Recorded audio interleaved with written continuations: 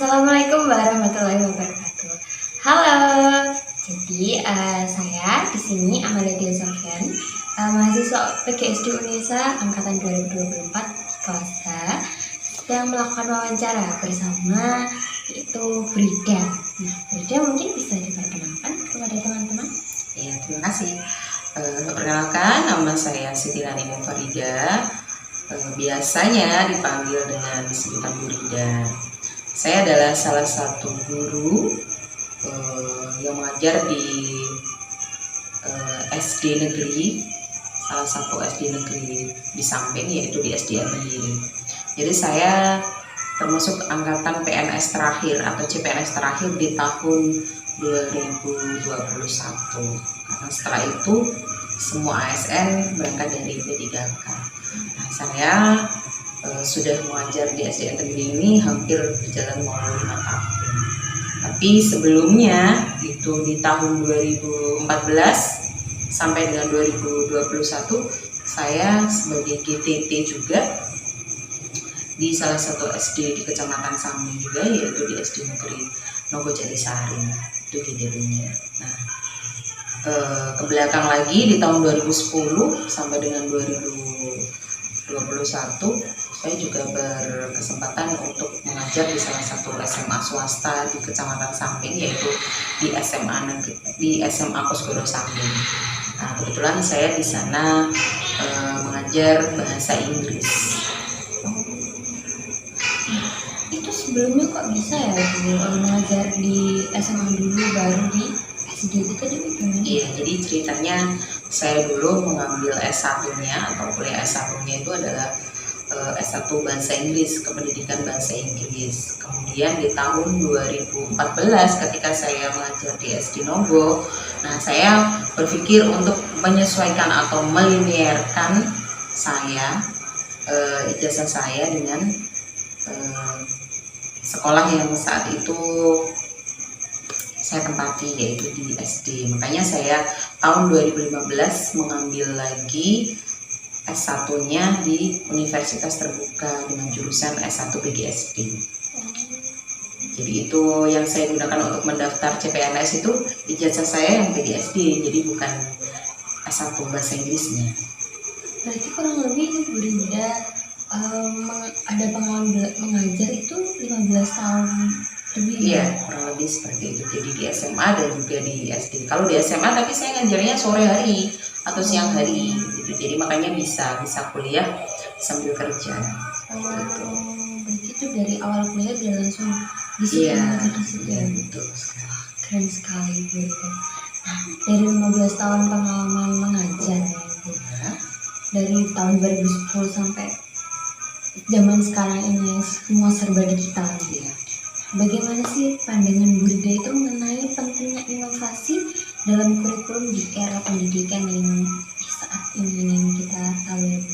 Oh, ya pastinya kalau inovasi dalam kurikulum itu sangat penting untuk memastikan pendidikan itu tetap relevan. Artinya tetap adaptif mengikuti perkembangan zaman untuk saat ini. Apalagi sekarang adalah eranya era digital, di mana kurikulum harus mengembangkan keterampilan abad 21. Seperti halnya berpikir kritis, kemudian kolaboratif, dan juga literasi. Seperti itu. Inovasi yang udah Bu Rida lakukan atau mungkin SD Tenggiri, ya Bu, benar Bu? Iya, di SD Tenggiri yang melakukan waktu untuk pembelajaran atau kegiatan di sekolah itu bagaimana ya?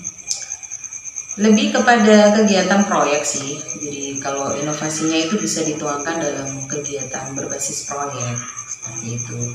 Contoh realnya itu ada beberapa proyek yang sudah saya kebetulan ngajar di kelas 5. Jadi salah satu proyeknya adalah kegiatan membuat batik eco green seperti itu. Kemudian mereka di situ dilibatkan langsung anak-anak untuk membuat batiknya itu sendiri dari bahan alami, tentunya dari daun-daun, kemudian diletakkan di kain kanvas seperti itu, kemudian dipukul-pukul sehingga akan membentuk pola seperti daun yang udah dipukul-pukul itu tadi. Dan itu sangat menyenangkan ternyata kalau proyek itu, dimana kan murid akan terlibat secara langsung. Jadi murid malah lebih senang ya. Iya, tentunya daripada selalu belajar di kelas duduk dia mendengarkan guru tuh lebih suka yang seperti itu ya. Betul. Tapi tidak hanya itu saja sih, tidak hanya proyek. Dari inovasi digital, dari segi digitalisasi juga ada, misalkan sekali waktu bisa dalam 1 bulan saya mengadakan permainan yang dimana di dalamnya itu saya kemas menggunakan pertanyaan-pertanyaan, menggunakan ini kuisis. Jadi anak-anak bisa belajar sambil bermain.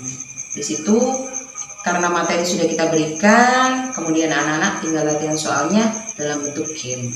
Itu skor tertinggi ya dia yang dapat reward seperti itu.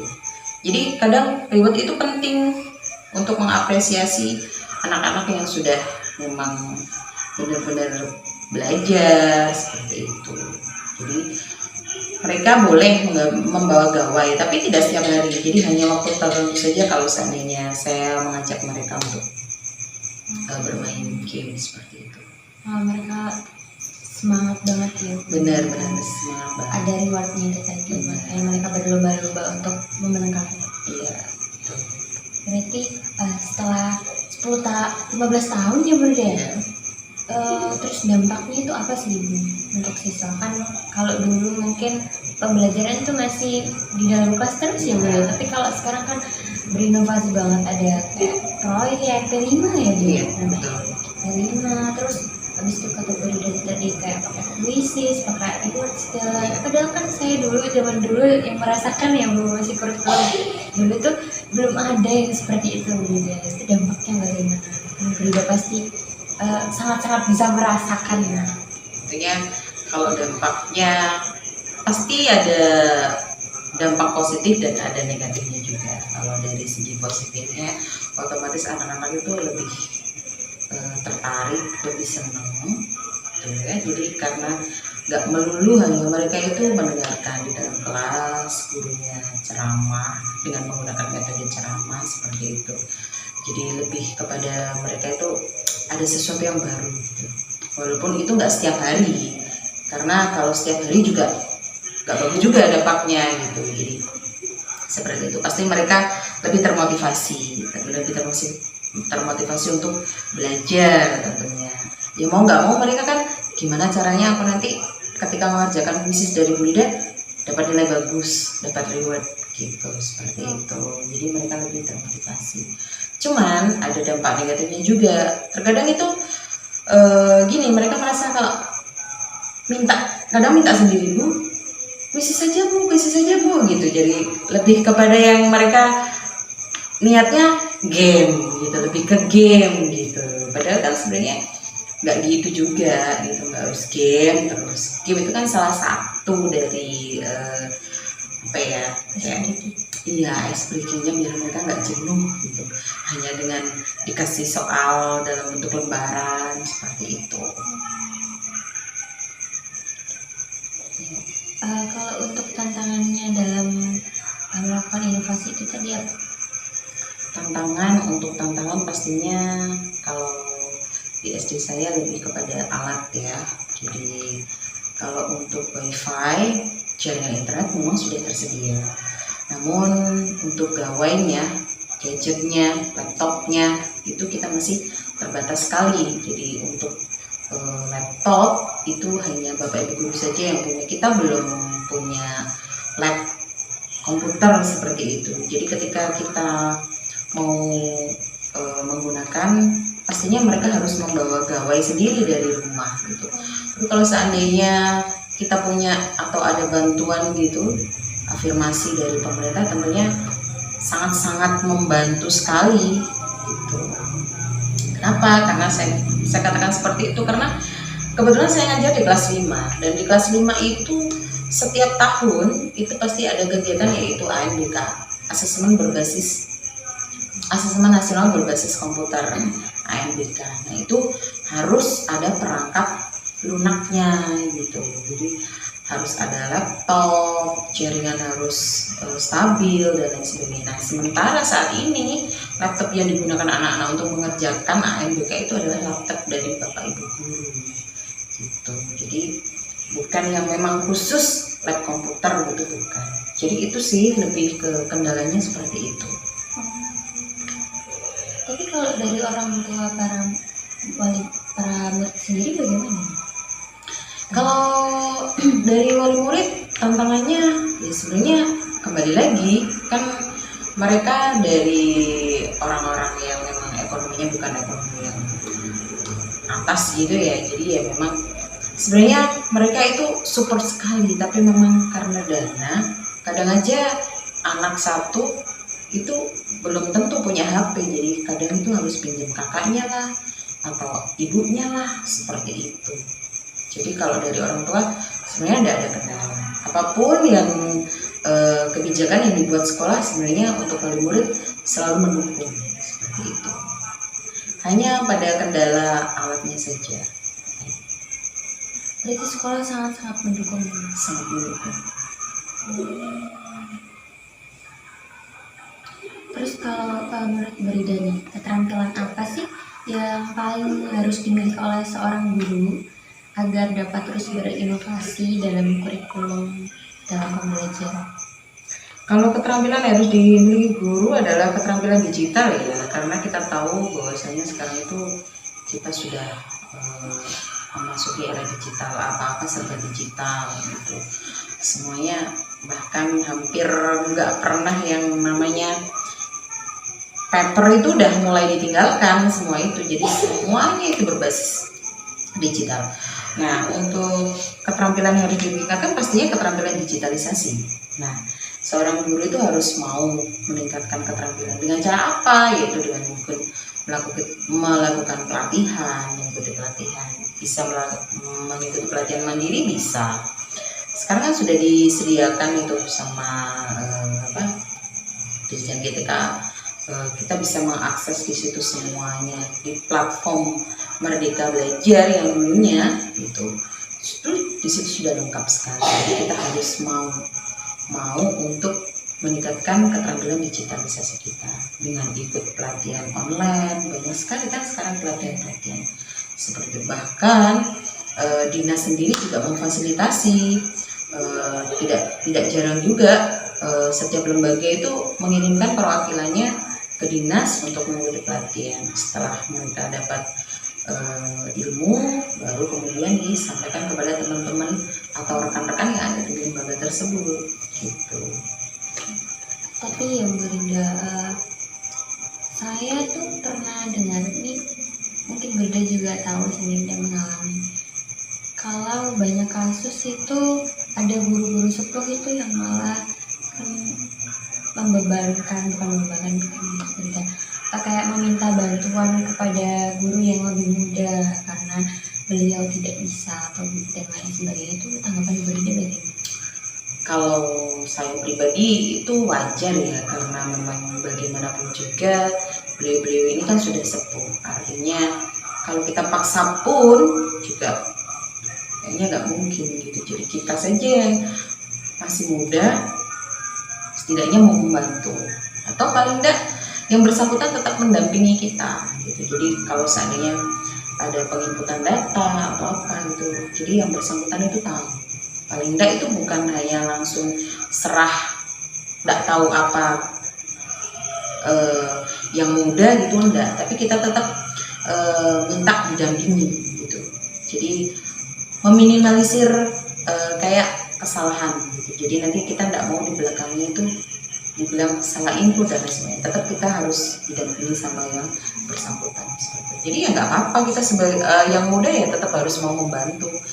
Kita kan nggak bisa memaksakan yang tua untuk harus melek digital gitu, nah setidaknya itu mereka itu maulah mendampingi kita ketika kita itu sedang input data atau sedang mengerjakan. Sekarang kan untuk penilaian kinerja guru itu kan sudah melalui platform gitu, jadi tetap beliau-beliau itu tetap harus ada di samping kita gitu, nggak hanya pokoknya dikerjakan nggak seperti itu. Jadi beliaunya tetap ada di samping kita. Dan memang kalau dari segi pengalaman beliau ini lebih pengalaman tentunya. Tapi kalau dengan sekarang era digital harus semuanya digital, itu memang ya beliaunya sudah tidak bisa. Jadi tetap kita sebagai yang muda ya tetap harus mau membantu gitu. Sekarang di lembaga-lembaga saya rasa kalau untuk yang sepuh bisa dihitung jari lah ya, hanya 1-2 maksimal. Kenapa? Karena sekarang itu guru-gurunya sudah muda semuanya, banyak banget yang fresh graduate gitu. Jadi angkatan ASNP 3K itu banyak sekali yang muda-muda gitu. Jadi ya harusnya kalau untuk meningkatkan keterampilan digitalisasi tentunya lebih mudah gitu. Jadi nggak ada alasan nggak mau belajar gitu, karena mereka masih muda-muda sih. Tapi tetap ada pelatihan ya? Iya, jadi tetap ada. Iya, jadi ada seminar, pelatihan, workshop gitu bisa gitu. Itu dari sekolah atau dari mana? Iya, dari sekolah pribadi juga ada. Kadang itu kalau di lembaga ada satu misalkan yang memang sukanya tuh ngajak-ngajak temennya yang lain gitu, berbagi sama yang lain gitu. Kadang tuh ngajak ikut pelatihan online bareng ya gitu. Itu yang sadar. Kalau nggak sadar ya udah biarin, yang penting aku dapat sertifikat sendiri, seperti itu. Jadi ada yang seperti itu juga.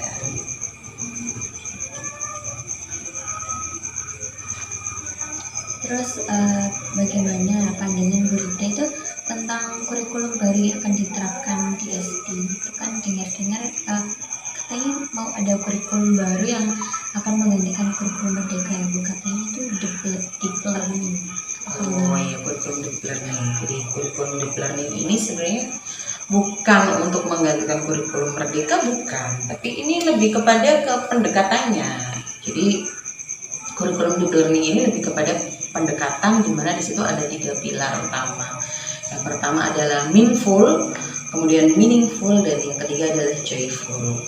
Jadi pembelajaran yang sadar, pembelajaran yang bermakna, dan juga pembelajaran yang menyenangkan. Jadi kalau yang meaningful artinya itu pembelajaran yang dimana di situ siswa itu lebih belajar berpikir kritis dan lain sebagainya. Kalau joyful berarti pembelajarannya siswa di situ harus senang, penerapannya harus senang. Jadi ada 3 pilar utama yang tadi, meaningful, dan juga joyful. Terus kalau menurut Bu Rida sendiri nanti akan menerapkannya bagaimana dalam pembelajaran untuk 3 pilar itu tadi kepada anak murid? Kalau dari 3-tiganya ini kan masih proses ya, belum berjalan. Jadi tentunya kita akan tunggu dulu setiap ada pergantian atau inovasi baru dari pemerintah, pastinya nanti guru-guru ini akan diadakan pelatihan seperti itu. Jadi kita tunggu saja. Untuk saat ini di SD Tenggiring masih menerapkan yaitu kurikulum Merdeka. Jadi kita masih berjalan untuk kurikulum Merdeka. Untuk deep learningnya ini masih belum, karena tetap kita harus menunggu dari atas. Selalu ada arahan gitu. Jadi kita tetap jalannya kurikulum Merdeka. Tapi sebenarnya di kurikulum Merdeka ini kalau dibilang deep learning ya sudah masuk sebenarnya gitu. Cuman memang untuk lebih detailnya itu memang kita tetap nunggu dari dinas untuk ada kegiatan workshop dan sebagainya.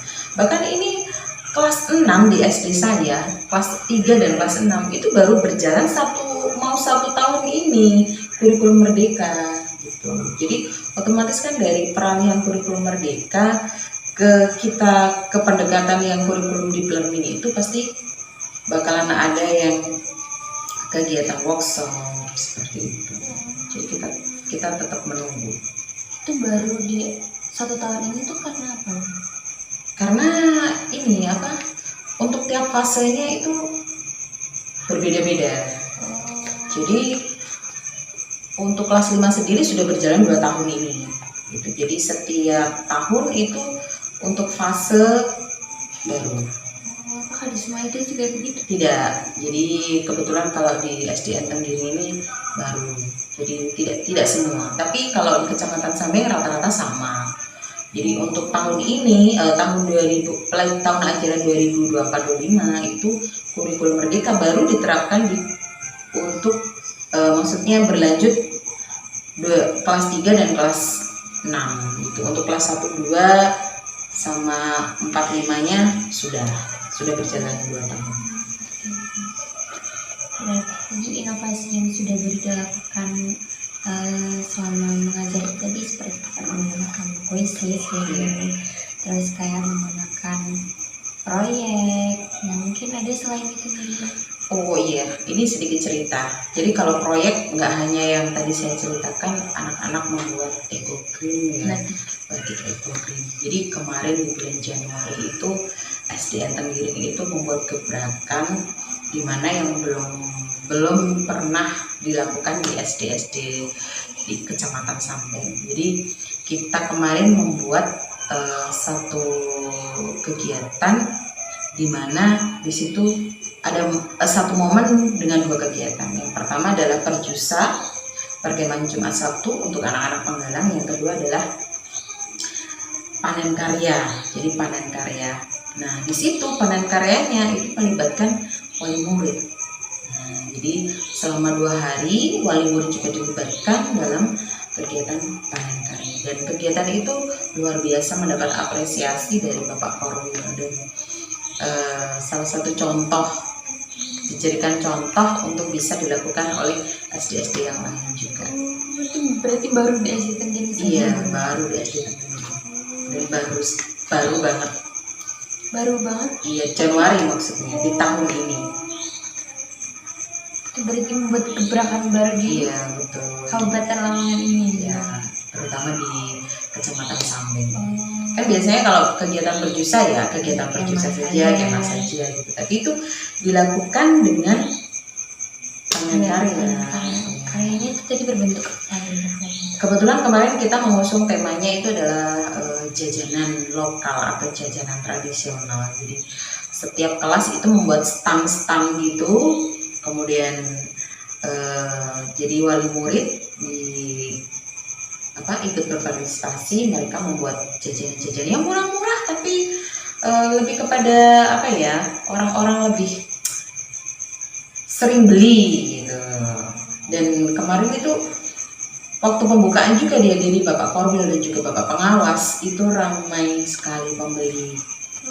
Jadi anak-anak pramuka kegiatannya, kemudian untuk wali muridnya melakukan kegiatan panen karya itu tadi. Oh, berarti murid-muridnya itu tadi berkemah. Iya, berkemah. Orang tuanya itu tadi melakukan panen karya. Iya, betul. Oh, jadi yang berjualan itu tadi orang tuanya. Iya, dan juga anak-anaknya sebenarnya. Nah, kebetulan kan yang berkemah kan hanya kelas 4, 5, 6. Jadi yang kelas 1, 2, 3 itu waktu pagi saja itu bisa membantu. Jadi dengan orang tuanya dibantu, kan nggak mungkin kalau kelas 1, 2 ya dibiarkan, kan nggak mungkin. Jadi tetap harus didampingi oleh wali muridnya. Jadi seru aja. Oke, keren banget teman-teman ya. Ternyata ada inovasi baru dari Bu Rida SDN Tenggiri, yaitu melakukan perjusa dengan dibarengi oleh kegiatan panen karya. Yang panen karya itu tadi berisikan bertemakan tentang jajanan tradisional ada di Tenggiri. Iya. Keren banget, masyarakatnya juga keren, guru-gurunya keren, apalagi sekolahnya sangat mendukung. Iya, keren banget sekolahnya, luar biasa. Jadi dari yang dulu gersang sekarang itu sangat asli. Pokoknya bagus banget deh. SDN Tenggiri sekarang itu jadi contoh untuk SD-SD yang lain yang ada di Kecamatan Sambeng. Keren banget. Hebat, Bapak Kepala Sekolahnya hebat banget. Keren banget. Kalau boleh tahu Bapak Kepala Sekolahnya siapa? Oh, Bapak Kepala Sekolahnya namanya adalah Bapak Tulus. Beliaunya ini Bapak yang luar biasa. Namanya Tulus, berarti sangat tulus teman-teman. Keren banget. Tapi terima kasih ya Bu Rida. Sama-sama. Salah kata dari saya mohon maaf. Terima kasih juga udah meluangkan waktu untuk saya wawancarai. Sama-sama. Terima kasih Bu Rida. Baik teman-teman, saya akhiri. Wassalamualaikum warahmatullahi wabarakatuh. Waalaikumsalam warahmatullahi wabarakatuh.